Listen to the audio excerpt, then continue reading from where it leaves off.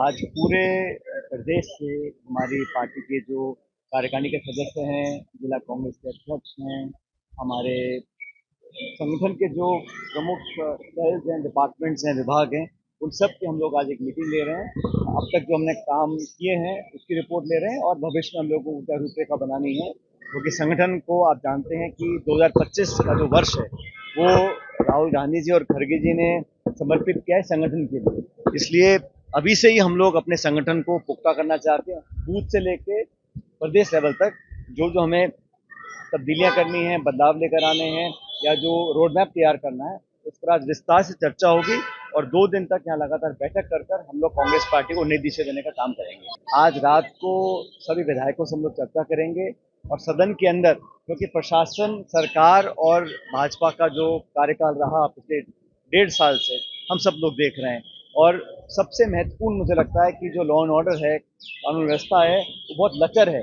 और यहाँ पर नियंत्रण मुझे लगता है दिल्ली का ज्यादा है, रायपुर का कम है। Shyam steel flexi strong TMT बार, ये स्ट्रॉन्ग के साथ फ्लेक्सिबल भी है। आपदा मुसीबत कोई भी आए, ये घर को अटूट बनाए। जब टीएमटी फ्लेक्सी स्ट्रॉन्ग, तो घर रहे हमेशा के लिए स्ट्रॉन्ग।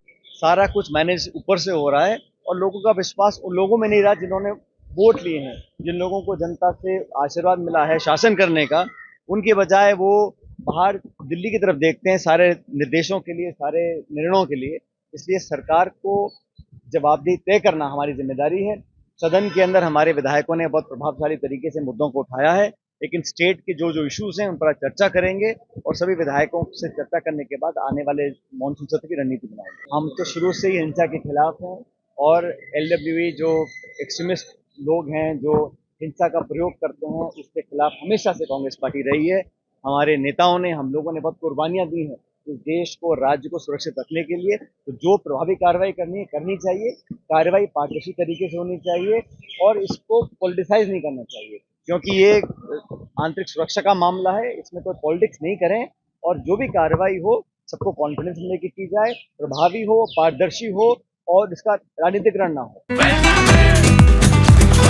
ये स्टाइल का मामला है। रूपा फ्रंटलाइन।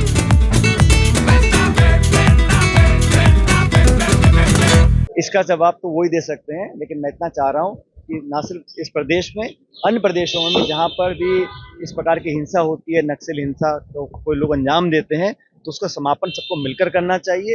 लेकिन इसमें जैसे मैं बार बार कहता हूँ, रेखांकित करना चाहता हूँ कि बहुत सोच समझकर कठोर कदम उठाने चाहिए। सारी कार्रवाई पारदर्शी तरीके से होनी चाहिए, क्योंकि कार्रवाई तो सरकार करवाती है, करने वाले जो हमारे अर्धसैनिक बलों के साथी हैं, पुलिस के साथी हैं, वो अपनी जान पर खेलकर इन चीज़ों में अपना भूमिका निभाते हैं।